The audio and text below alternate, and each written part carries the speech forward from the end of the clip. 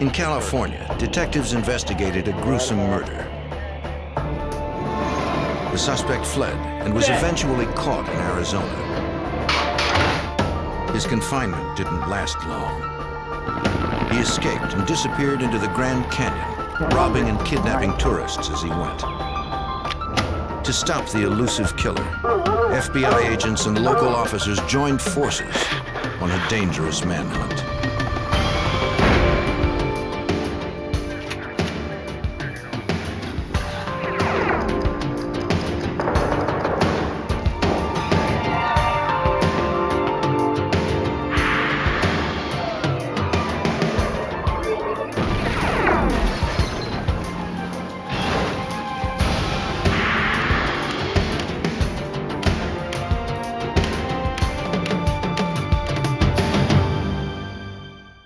A killer was on the loose in one of America's most popular tourist destinations. Armed and desperate, he evaded law enforcement at every turn. As the 4th of July weekend quickly approached, thousands of people became potential targets. I'm Jim Kallstrom, former head of the FBI's New York office. Agents would use any means necessary to track a killer before he could strike again.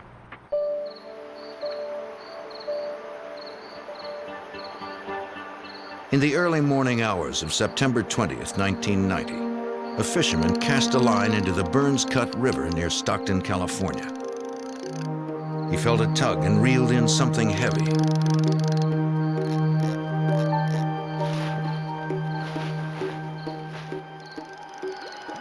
It was a large plastic bag.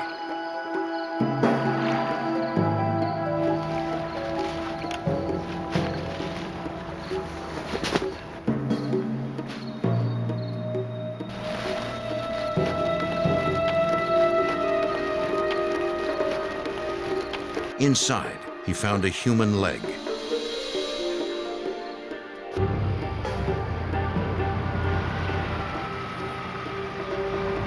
The fisherman called the San Joaquin County Sheriff's Office. Find anything else out there? Deputies responded to the scene immediately. They confirmed the report of human remains and could find no clue as to the victim's identity. The deputies called in Homicide Detective Sergeant Armando Mayoya, who would run the investigation. The search of the river for any other items of evidence and body parts continued through the night and then into the next morning. We were able to get a boat unit out to the river along with a search of the banks by detectives. By first light, the deputies were dragging the river.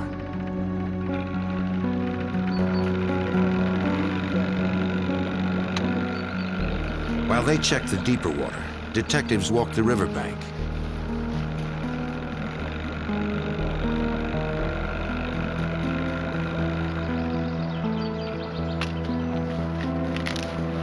It wasn't long before they discovered another plastic bag.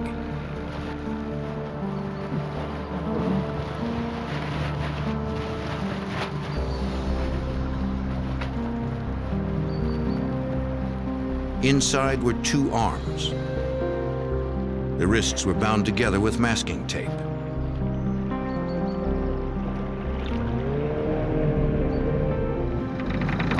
Hold it, hold it. Nearby, the boat unit deputies soon pulled up another object.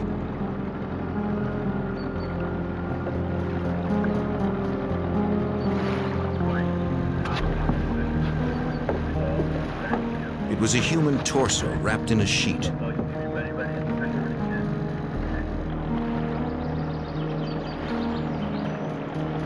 Later, they would find a right leg, the victim's head, and some clothing, all in separate plastic bags.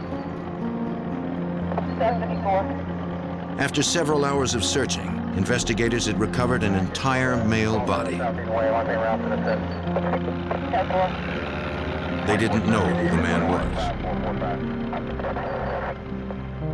It was a pretty brutal murder case. And for someone to take the time to dismember a person and to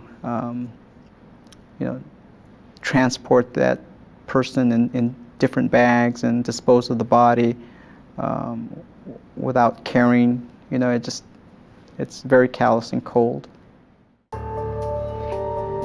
At the morgue, a coroner examined the remains. He determined that the victim had been dismembered with a serrated knife. It would take more time to determine the actual cause of death, or if the man was alive when he was dismembered.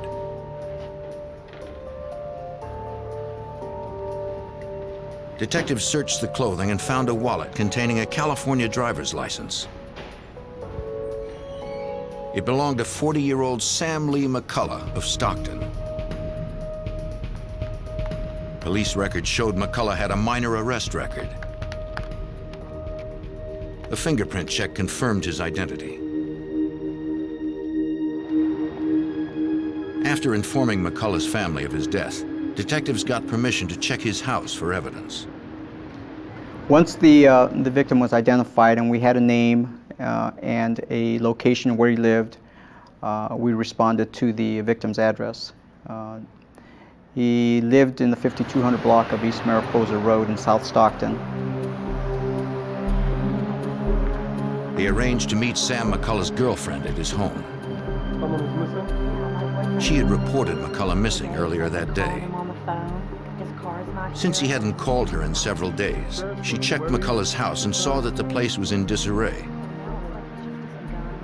Many items were missing, including his white Jeep Cherokee.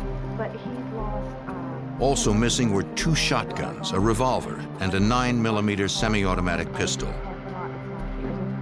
Thank you.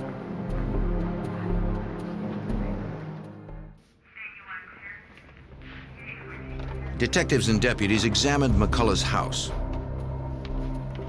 Noting footprints on the floor, they conducted an electrostatic search to reveal details of the prints, which appeared to be made by boots.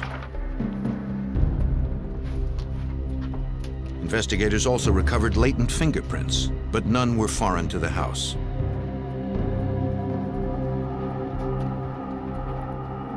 If the murder occurred in the house, the killer had removed any obvious evidence. A homicide of this nature, you would expect to find blood just all over the place, stains. The person that was involved in this case took a lot of time to clean and hide his tracks in this case. In the bathroom, a deputy made an important discovery. We were just about ready to leave when we ran a flashlight through the tub area, and we saw a reflection come from the drain area. It looked like the sparkle from a sequin. The investigators knew it was collagen, a substance in bones that has a particularly reflective quality. Get ready to collect some evidence over here. Looking a little deeper into the drain, we found blood, tissue, and bone, and a large amount of hair. And based on that, there was a great probability at that point that the victim had been dismembered in the bathtub of the residence. Keep going over here. Take closer. Laboratory tests would later match the blood and hair to Sam McCullough. Eventually, the coroner determined McCullough had been dead before he was dismembered. Cause of death was a gunshot wound to the forehead. What caliber do you think it is, Doctor? Powder burns indicated he had been shot at point-blank range. The coroner removed the bullet fragments and sent them to the state ballistics lab. Examiners there studied the size, weight, and composition of the fragments, determining that the murder weapon was a .22 caliber rifle. Comparing the fragments to slugs test-fired from sample weapons can identify specific models. California Department of Justice examiners believed the weapon used was probably a Western Field brand rifle.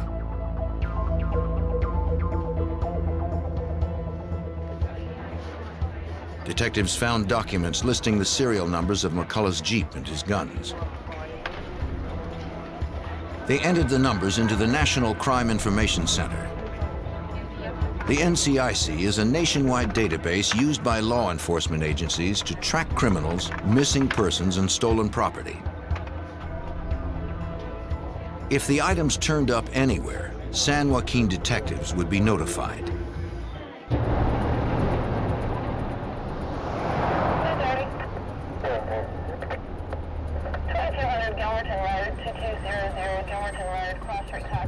Within days, a Stockton police officer discovered the victim's Jeep abandoned several miles from McCullough's house. Yet an examination yielded no additional clues.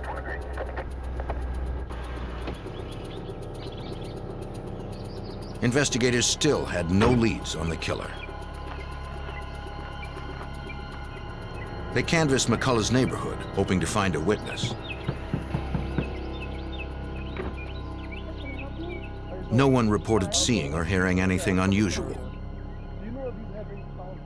But one neighbor recalled that McCullough had been robbed 2 years earlier. Police records confirmed the story. In doing a name search, we uncovered a report listing the suspect as being a Stephen Horning. In that case, Stephen had apparently, according to the victim, robbed the victim at gunpoint. It was the first solid lead. Stephen Horning wasn't at his last known address, so detectives tracked down his older brother, who was a campus police officer at a nearby college. He told detectives that Stephen was one of 5 brothers and was especially close to one brother, Danny Ray Horning. Stephen and Danny spent a lot of time together.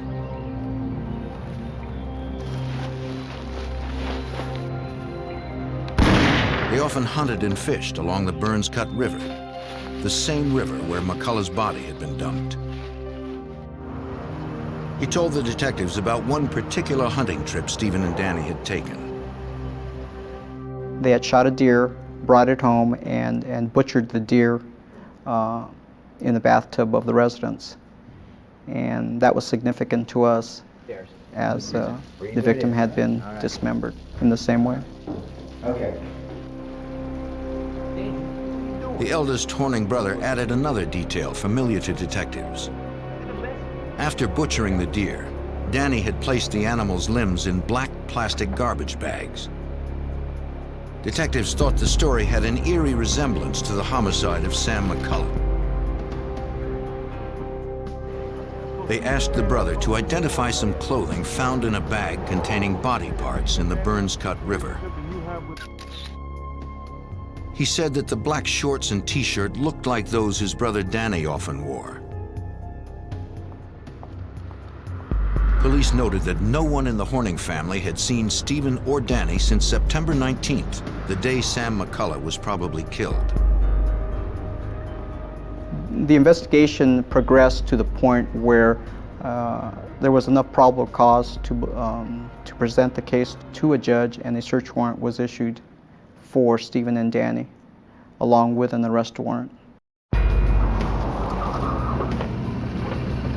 On November 20th, 1990, 2 months after the murder, San Joaquin sheriff's officers returned to the brothers' trailer located behind their parents' house.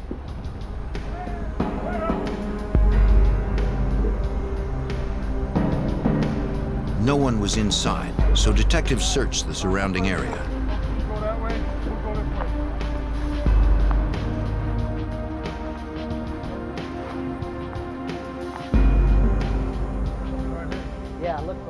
Behind the trailer, they found important evidence.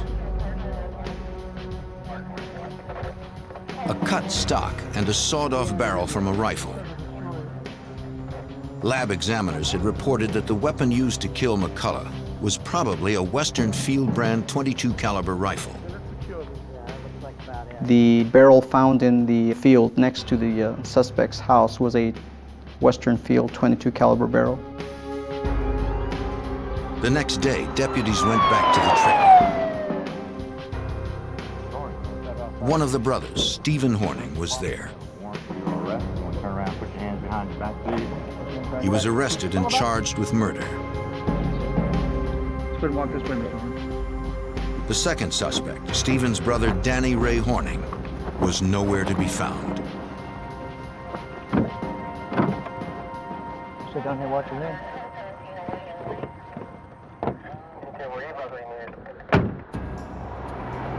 At the San Joaquin, California County Jail in December of 1990, detectives held one suspect in the murder and dismemberment of Sam McCullough.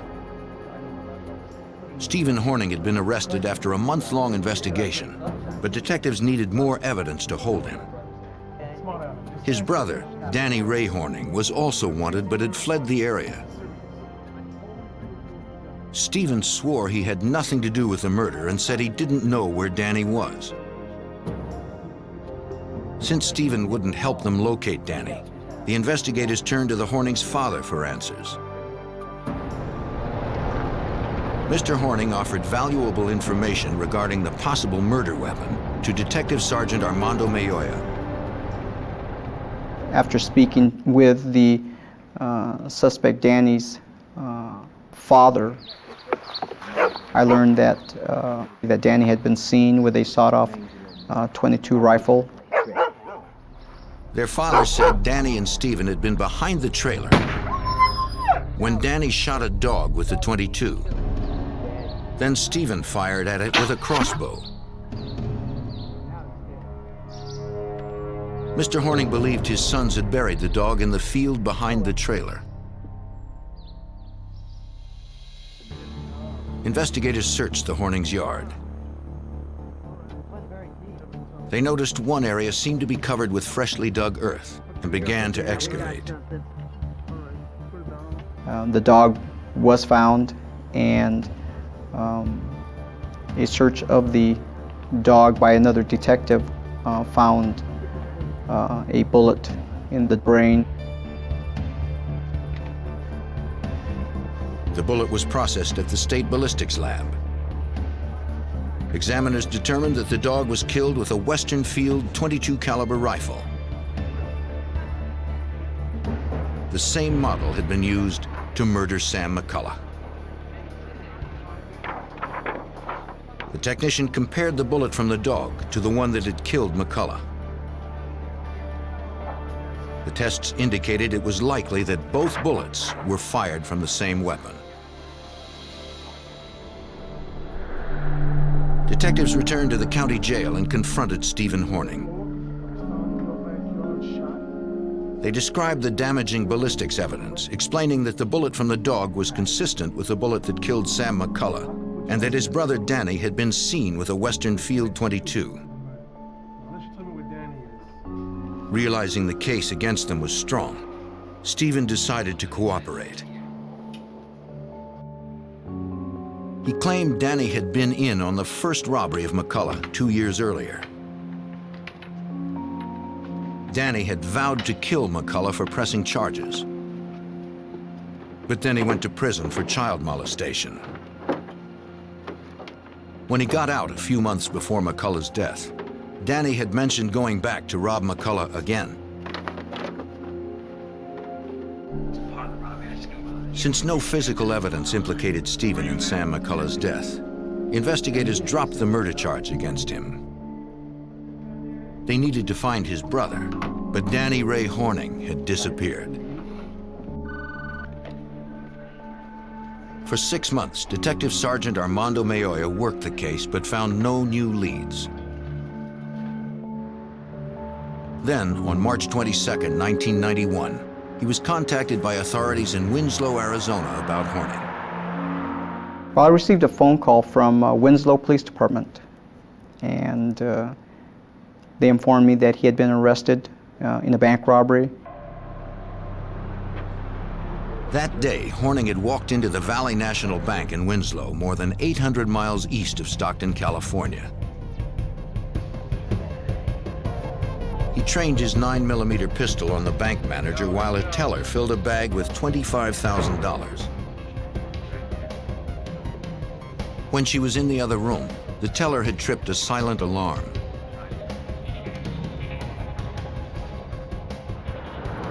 A block away at the Winslow Police Department, Detective Elmer Hassey took the call. Under the concealment of the unmarked car, I had plenty of cover. Positioned myself to where I could try to see what was going on in the bank. He couldn't see from the vehicle, so he went for a closer look. When the detective checked through the window, he saw a single gunman backing toward the door with a hostage. It came through the door. I stuck the gun up to his rib cage and pulled him towards the wall and took the bank bag out of his hand. The suspect was carrying a 9mm pistol. Detective Hassey determined the suspect's name was Danny Ray Horning. An NCIC check revealed the murder warrant in California. Hassey described the weapon recovered to Detective Mayoya. They informed me that they had in their possession a 9mm semi-automatic pistol. They gave me the serial number, and I confirmed that number as being the weapon that was taken from the victim McCullough's residence. In Arizona, Horning was convicted of armed robbery, kidnapping, and assault. At trial, he dared a judge to give him the stiffest sentence possible, vowing to escape within a year. The judge accepted the challenge and gave Horning 4 life sentences. California authorities decided not to extradite Horning, who would serve his time at the Arizona State Prison in Florence.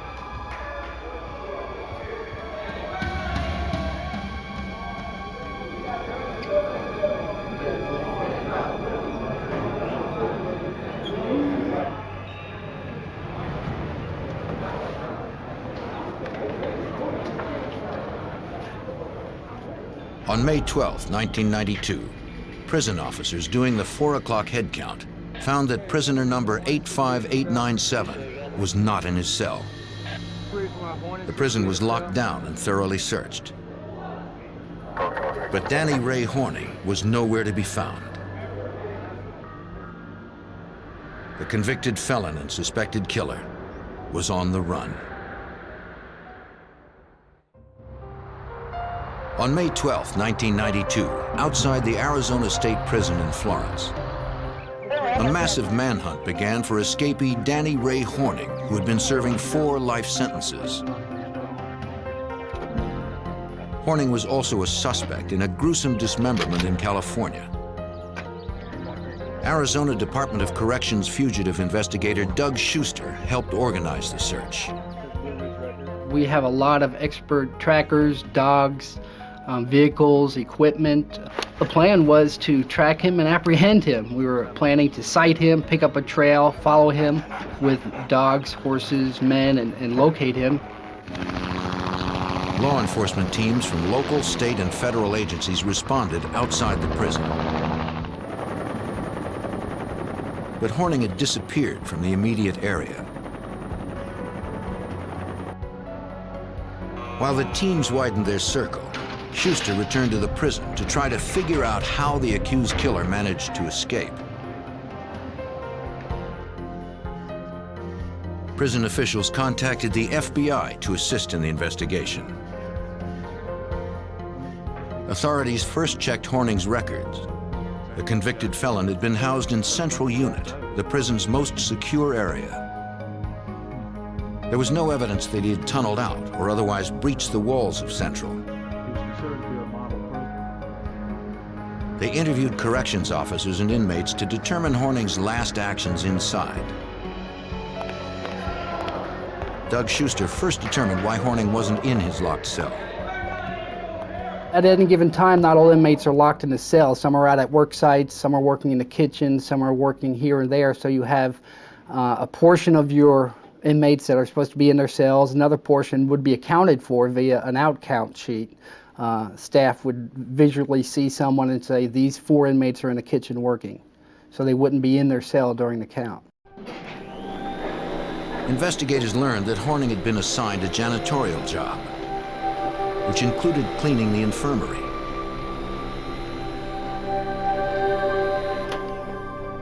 This gave him access to medical uniforms.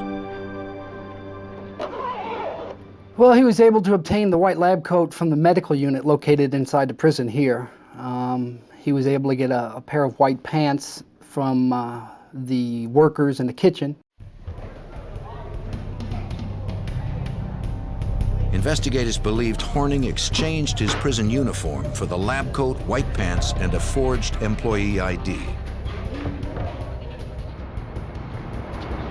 They believed that he simply walked out of the prison and just a few miles into the town of Florence. Investigators looked over Horning's record to try and determine where he might go. One possible destination was California, where Horning had family and connections. The other was Winslow, Arizona, where Horning had vowed to get even with the cops and FBI agents who had sent him to prison.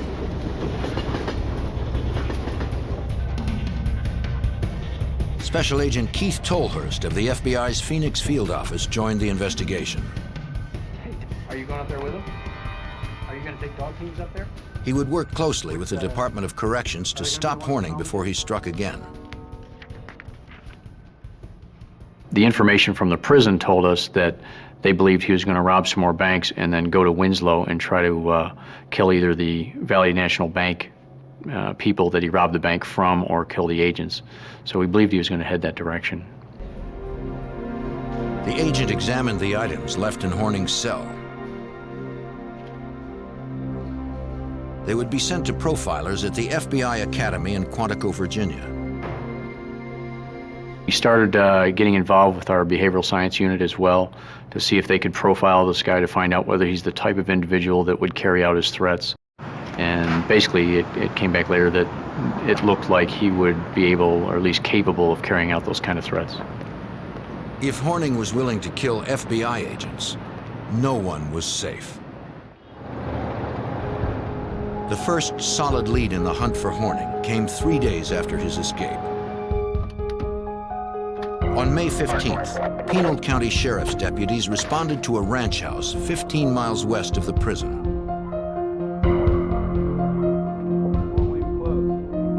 The owner said the house had been burglarized.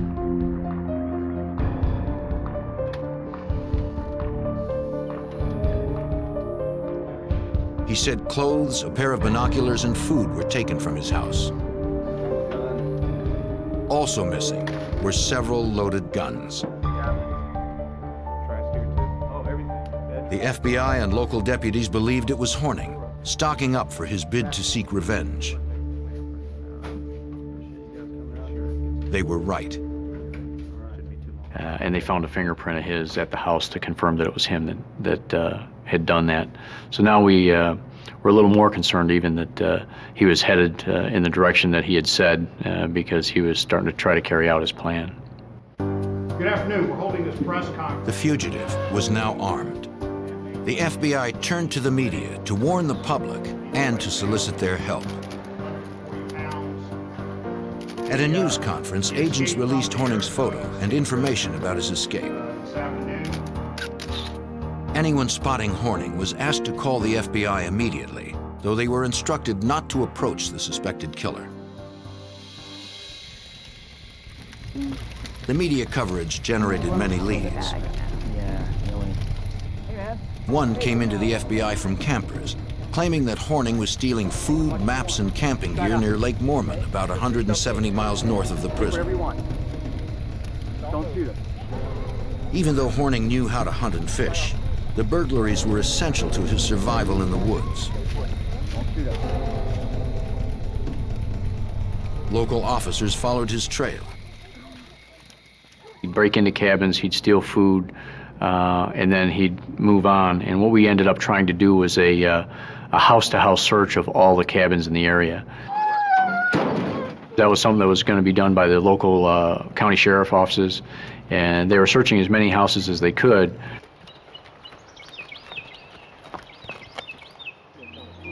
Horning was getting closer to the Grand Canyon National Park. The summer tourist season was beginning, which meant thousands of people would be in danger. They had to find him before anyone got hurt. Based on Horning's trail north, fugitive response teams from the Arizona Department of Corrections and Sheriff's Departments focused their search in Coconino County.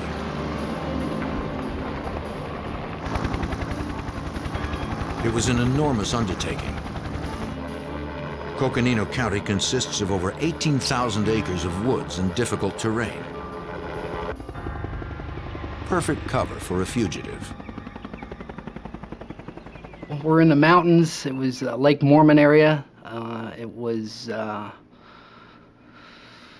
trees, mountains, rocks, hills, helicopters, massive amount of mobilization, radios, dogs, horses, trailers. It was just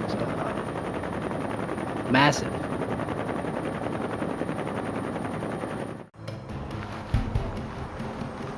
On June 3rd, 1992, a National Forest Service officer was patrolling a campground in Coconino County. The officer spotted Horning walking out of a wooded area. It was too dangerous for a lone officer to follow the armed killer into the forest.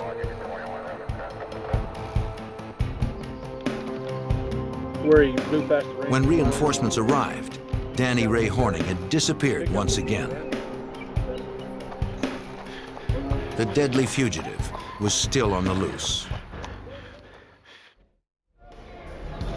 In the summer of 1992, Danny Ray Horning escaped from prison in Florence, Arizona after serving only 9 months of 4 life sentences. The FBI believed the suspected killer was heading north towards Winslow, Arizona, to seek revenge on agents who had locked him away. On June 11th, agents responded to a report of a cabin burglary near the town of Pine, midway between the prison and Winslow. This time, Horning stole a truck and tried to establish himself as an outlaw celebrity, according to FBI Special Agent Keith Tolhurst. More guns were stolen from there, and then that's where he left a note that said, you know, thank you for the items, Danny Ray, and trying to make his folk hero name known, I guess. When the story hit the news, investigators worried the public might not realize how deadly Horning was. They knew he had likely dismembered a man in California.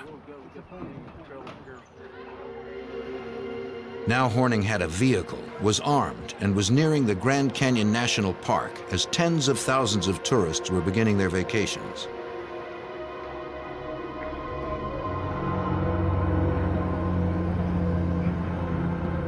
For 10 days, no new sightings came in. With the truck, he might have been hundreds of miles away already.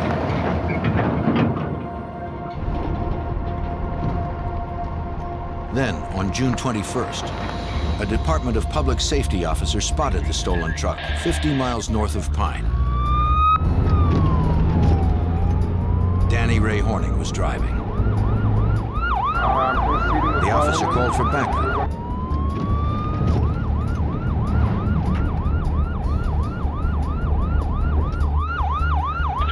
Before other officers could respond, Horning jumped from the truck, then fled on foot into the now familiar cover of the woods. FBI agents responded immediately.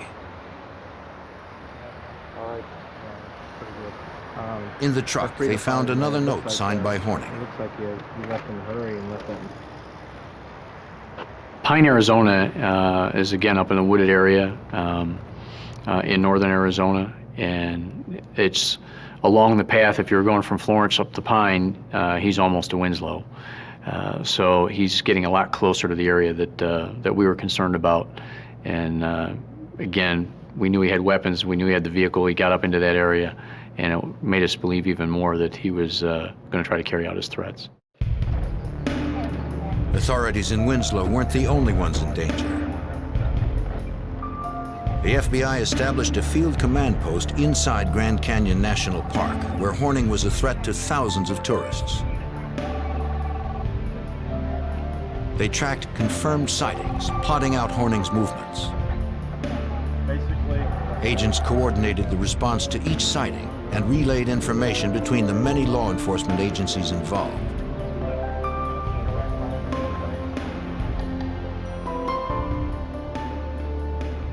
The territory being searched was vast, and Horning was moving quickly.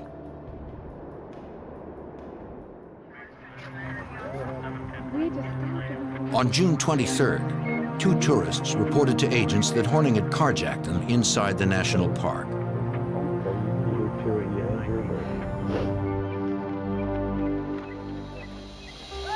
The couple said they were in a parking lot the day before when Horning commandeered their car at gunpoint. He demanded that they drive him to the canyon's rim.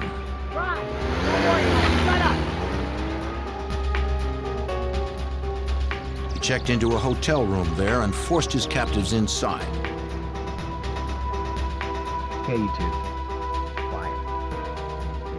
His gun prevented them from calling for help. You understand me? The couple feared he might shoot them at any moment. I need you to release my brother. Horning recorded a message for authorities. And I need a guarantee. He demanded that the search for him be called off. For the next 3 days. He also ordered the release of one of his brothers from prison and $1 million ransom for the release of a family that he planned to kidnap in exchange for the childless couple. The next day, Horning forced the couple to drive him to a store where he purchased camping gear, new clothing, and food. But before he found a family with children to kidnap, a Forest Service officer recognized him and began following the car. Let's go, move it! Horning fired at the officer, causing him to slow down. He forced the driver to speed up. Move it! Shut up! Let's go!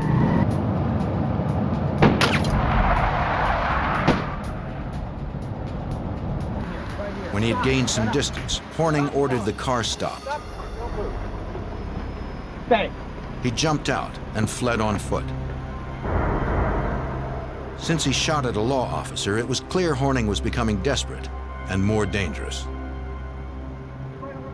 We had information that he'd vowed not to be taken alive. He was on this vendetta against the FBI and Valley National Bank, and that he had already been in a shooting with the Forest Service. So we were very cautious as far as going in the woods, which we couldn't just go running after him as fast as he may have been running, which is one of the ways he got some advance time on us. It was really scary. You should really catch The kidnapped couple provided agents with information about Horning's new clothes and plan.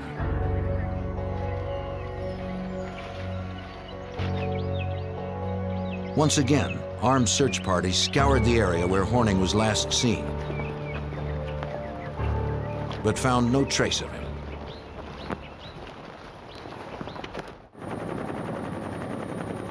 Horning was back on foot and hiding out somewhere in the immense Grand Canyon National Park.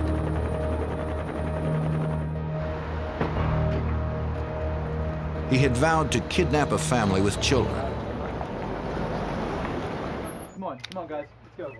To stop him, the FBI brought in their elite hostage rescue team, known as the HRT. Do that, guys. Do that. The HRT agents blanketed the area, rappelling into the canyon, checking caves and conducting aerial searches.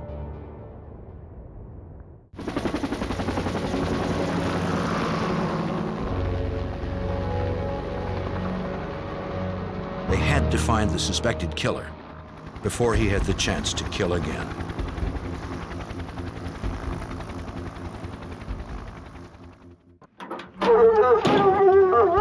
Search teams from the FBI, the Arizona Department of Corrections, and local sheriff's departments trailed fugitive Danny Ray Horning through Grand Canyon National Park. They mobilized dozens of officers, tracking dogs, and helicopters in the effort to find Horning before he kidnapped more hostages.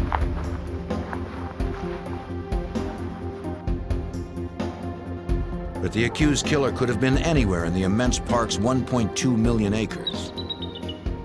Because of the danger Horning presented to tourists, the FBI decided to close the Grand Canyon National Park for the July 4th weekend. It was a major undertaking. The holiday is the park's busiest weekend of the year.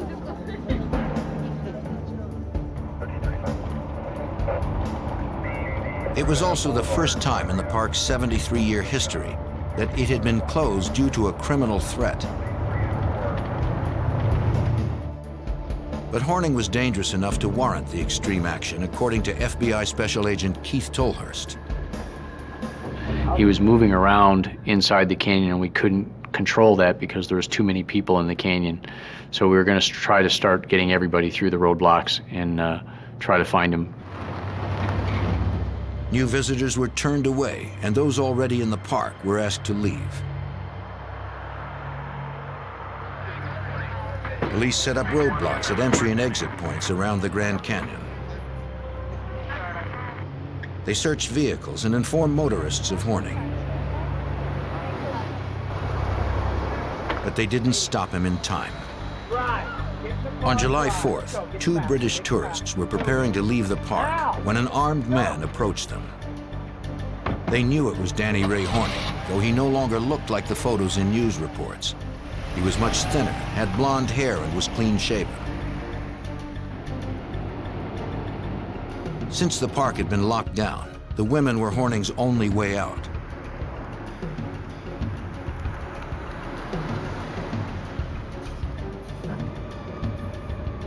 At a roadblock, a ranger stopped the car and spoke to the 3 inside. Horning had threatened to kill the women if they tipped off anyone. I know you guys all know each other. The kidnapped women had to act calm as Horning sat with a gun trained on them.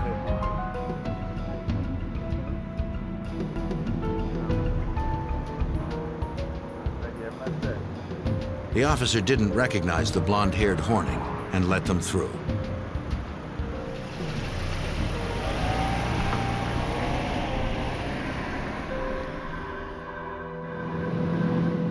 Once they were out of the park, he forced them to drive 60 miles south to Williams, Arizona.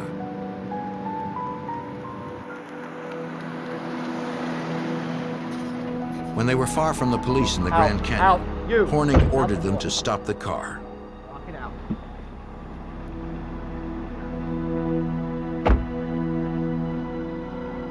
Brandishing his gun, he marched the terrified women into the cover of the woods.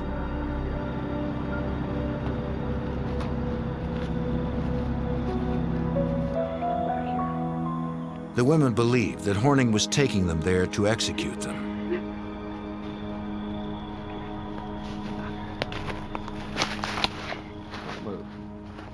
To their relief, he left them there, fleeing in their car.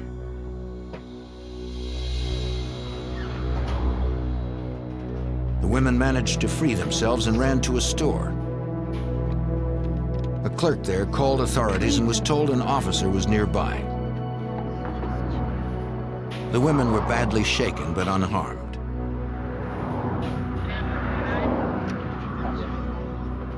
Ladies, are you okay? For me. They provided police with updated information about Horning, including his new look and his getaway vehicle. We had put a description of the car out that the women had stolen from them, and a DPS officer spotted that car going from the Grand Canyon towards Phoenix.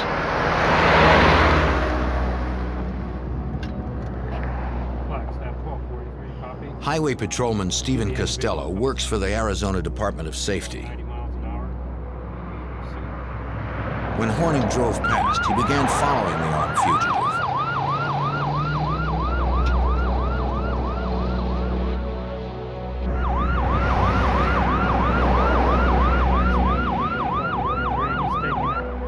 It wasn't long before it became more than a car chase.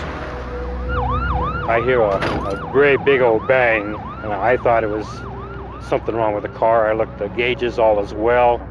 At that particular time, I realized I'd been shot at, and I notified my dispatcher at that time that I'd been shot at, that I was all right, and I was going to follow him.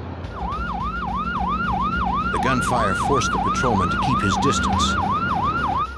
He's going to be taking the ramp at... But he knew he couldn't lose Horning. 17. The fugitive tried to make a getaway by turning off near the town of Sedona.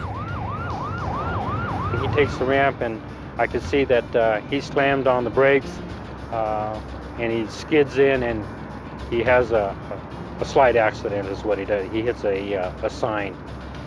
I shouted out, you know, you better stop. The shot missed. The officer had orders not to follow Horning into the woods.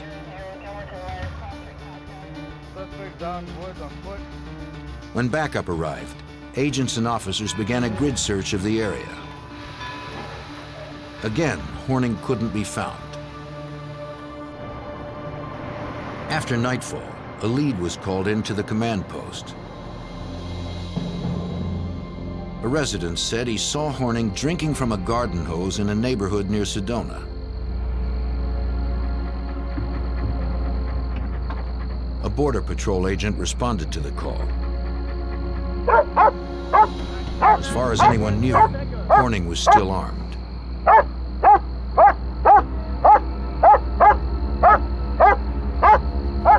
This time, there was no shootout. After being relentlessly pursued for 54 days and over hundreds of miles, an exhausted Horning simply gave up.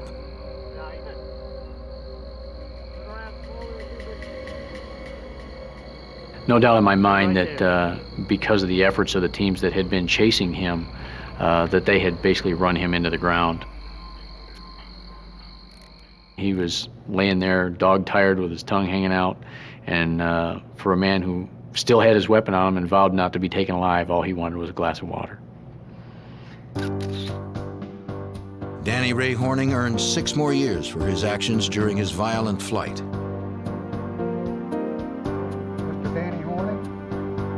Authorities in California decided to extradite Horning and charge him with the murder of Sam McCullough. His trial began on May 12, 1994.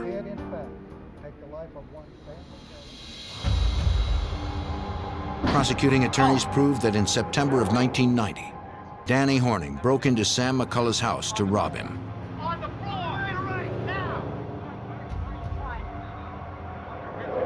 Horning was angry that McCullough had pressed charges after an earlier robbery. He bound McCullough, rendering him helpless. Horning was using his sawed-off .22 caliber Western field rifle, the same one witnesses had seen him kill a dog with earlier. At point-blank range, Horning fired one shot at Sam McCullough.